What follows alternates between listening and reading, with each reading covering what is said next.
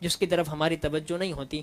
ہم ان حقوق العباد کی ادائیگی میں اتنا مصروف ہو جاتے ہیں کہ اس اصل حق کو ہی بھول جاتے ہیں. وہ حقیقی حق کیا ہے؟ سب سے عظیم حق جو حقوق العباد میں ہے وہ یہ ہے، ایک امتی پر نبی کا حق. باقی سارے حقوق بعد میں، پہلا حق ہے امتی پر اپنے نبی کا حق.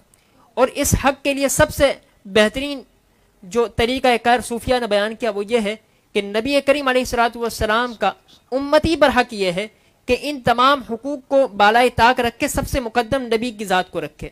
ان تمام کی محبتوں کو بعد میں، نبی کی محبت کو اول اور مقدم رکھے. اور اسی طرف رب کائنات نے اشارہ کرتے ہوئے فرمایا قل ان کان آباؤکم وابناؤکم الی آخری، پوری آیت مبارکہ ہے کہ اللہ تبارک و تعالیٰ اور اس کا رسول تمہیں سب سے زیادہ محبوب ہونا چاہیے. اور اسی طرف نبی کریم علیہ الصلوۃ والسلام نے اشارہ کرتے ہوئے ارشاد فرمایا لا یؤمن احدکم حتی اکون احب الیہ من والدہ ووالدہ والناس اجمعین، کہ تم میں سے کوئی اس وقت تک کامل مومن ہو ہی نہیں سکتا جب تک میں اس کے نزدیک اس کے والدین، اس کی اولاد، حتیٰ کہ ساری چیزوں سے زیادہ محبوب ترین نہیں ہو جاؤں.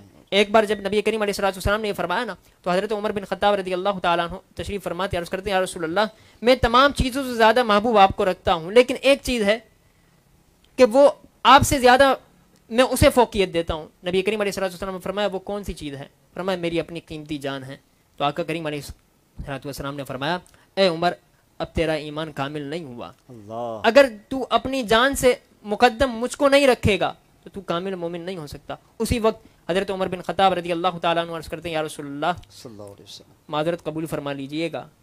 اب یہ ہے کہ عمر اپنی جان سے بھی زیادہ آپ کو محبوب رکھتا ہے. تو کریم آقا علیہ السلام نے فرمایا ٹھیک ہے اب تیرا ایمان کامل ہو گیا ہے. تو سارے رشتوں کو بعد میں سب سے مقدم نبی کریم علیہ السلام کی ذات کو رکھیے.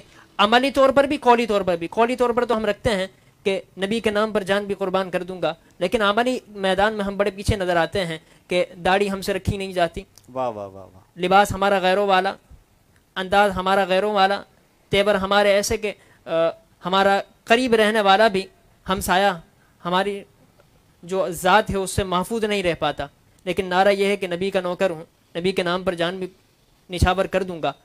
تو آپ نے اپنے عمل اور اپنے قول دونوں طریقوں سے یہ ظاہر کرنا ہے کہ ہمیں نبی کریم علیہ السلام سے محبت سب سے زیادہ ہے. اسی طرف اشارہ کرتے ہوئے مفتی احمد یار خان نعیمی علیہ رحمہ فرماتے ہیں کہ سب سے مقدم تمہیں نبی کی ذات کو رکھنا ہے.